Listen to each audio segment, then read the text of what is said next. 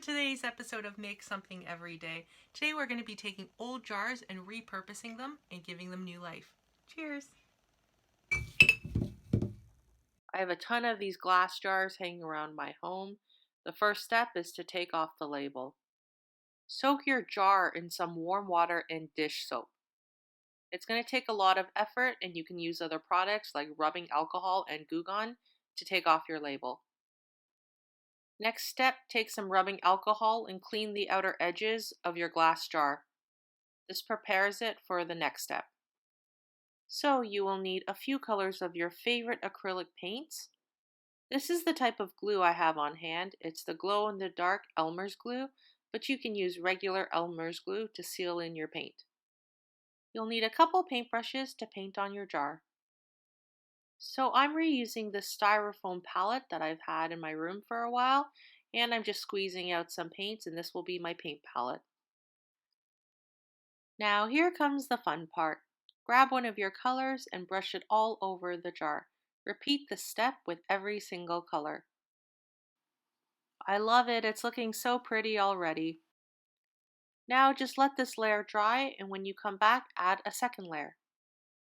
Now that your paint is dry, we're going to seal in your artwork. Grab some of your Elmer's glow-in-the-dark glue and paint in thin layers. This may require many layers. Another option, if you don't have Elmer's glue on hand, you can also use matte varnish or a polyurethane, but that may take longer to dry. So I have this adorable watermelon barrette that I'm using as an inspiration for my next recycle jar.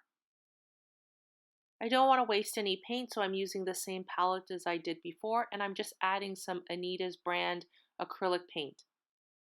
I'm adding the first layer of the watermelon, which is a dark green, and I'll paint about an inch of it from the bottom of the jar. The second layer is the light green, so I'll paint a thin line about 1 centimeter thick. I'll add a thin layer of white, which is the rind of the watermelon. Then I'll paint the rest of the jar pink. This will require more than one layer.